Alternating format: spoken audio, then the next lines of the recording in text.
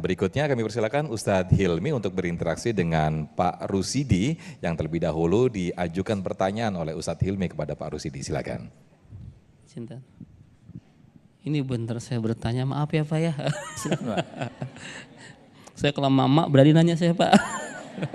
Pak, ada orang yang gak pernah ibadah, yang hobinya maksiat, yang hobinya berbuat dosa, tapi rezekinya lancar banget.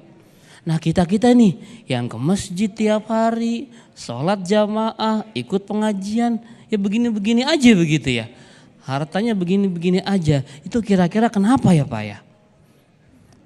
Ya, terima kasih Ustadz.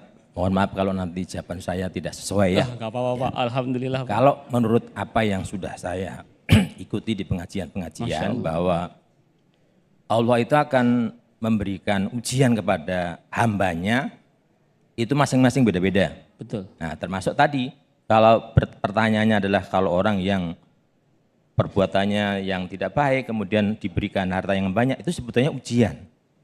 Maka dari itu kalau menurut saya pribadi saya, kalau saya sendiri milih yang ya seperti ini aja gitu loh. Karena tanggung jawab kita di hadapan Allah nanti itu akan lebih gampang dibandingkan dengan yang kayak tadi. Masya Allah, ya jadi Bapak milih yang begini-begini aja. Nah, ya. Ya baik, betul ya. Karena kaya itu kan tidak melulu masalah uang ya Pak ya. Iya. Istri yang solehah, rezeki bukan? Rezeki. Anak yang soleh, rezeki bukan? Rezeki. Semangat beribadah ke masjid, rezeki bukan? Rezeki. Itu yang sering nggak dianggap. Ya, jadi Bapak walaupun begini-begini aja kata Bapak. Ini saya nggak tahu levelnya berapa nih. Begini-begini aja tahu-tahu rumahnya gimana nggak tahu saya ya. Tapi qanaah ya.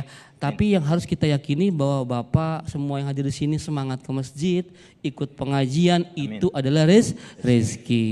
Ya, Bapak ada pertanyaan mungkin tapi jangan susah Pak ya. Cuma bisa jawab nanti saya. Iya tadi kan sesuai dengan judulnya. Siap. Bagaimana kiat kita agar harta uang yang kita dapatkan ini tidak menimbulkan bencana dalam keluarga. Baik. Harta supaya enggak bencana ya. Yang harus kita pastikan adalah bahwa kita cari harta tidak melulu masalah banyak atau sedikit, tapi keberkahan. Ini yang harus kita undang ke dalam rumah tangga kita.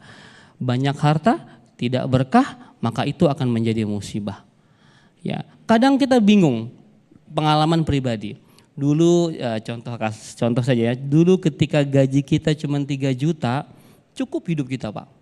Cukup ya, tiba-tiba gaji 5 juta malah nggak cukup. Padahal orangnya sama, istrinya sama, anaknya sama, semua sama tapi nggak cukup. Kira-kira kenapa Pak? Iya, kebutuhan tambah banyak. Iya. Kebutuhannya sama tapi gaya hidupnya yang berbeda. Ya, gaya hidup yang berbeda. Maka yang kita cari itu adalah barokah, syukur-syukur banyak. Ya, karena barokah itu menambah, terus bertambah. Maka pastikan yang kita cari adalah harta yang barokah dan itu hanya bisa didapati dengan cara yang halal. Tidak mungkin Bapak hasil korupsi ngarepin barokah. Nih, kata guru saya Kiai di Jawa Timur begini. Ustadz tahu nggak? Sekarang Mekah, Madinah nih ya, Haramain ini ya, atau Ka'bah lah gitu, Masjidil Haram sudah menjadi the biggest money laundry in the world. Apa itu artinya? Ya, tempat pencucian uang terbesar di dunia. Kok bisa Kiai? Iya, karena sekarang banyak koruptor yang datang ke Mekah, umroh atau haji, doa depan Ka'bah. Ya Allah, aku habis korupsi 10 miliar ya Allah. Tolong sucikan, bersihkan hartaku. Bersih nggak kira-kira? Suci nggak kira-kira? Berkah nggak kira-kira? Ente mau ke Mekah tiap hari, sujud depan Ka'bah tiap hari, itu nggak akan ngaruh. Jadi gimana cara mensucikannya? Yang pertama istighfar. Allah ampunin nggak? Belum tentu. Belum tentu. Kecuali duitnya dibalikin. Ya, jadi sekarang kalau harta hasil kejahatan, hasil kemaksiatan, hasil korupsi jangan dibawa ke Mekah. Ya, kita kan ngejar haji mabrur, umroh yang mabrur, Ya, dan itu nggak bisa dicapai kalau kita pakai modalnya yang salah. Ya, jadi yang kita kejar adalah yang pertama hartanya barokah, yang kedua prosesnya yang halal. Ya, nggak sampai di situ. Dapat yang halal, nyalurinnya pun harus halal. Ya, bapak kerja halal insya Allah dengan keringat bapak, tapi dibawa ke kota ngedugem, ya sama aja. Bukan bapak, bukan contoh. Nggak mungkin bapak ahli pengajian begini. Iya kan? Ya Bu, ada istrinya nggak Pak di sini Pak? Istrinya boleh ngacung? Boleh tunjuk tangan? Enggak ada, oh enggak ada.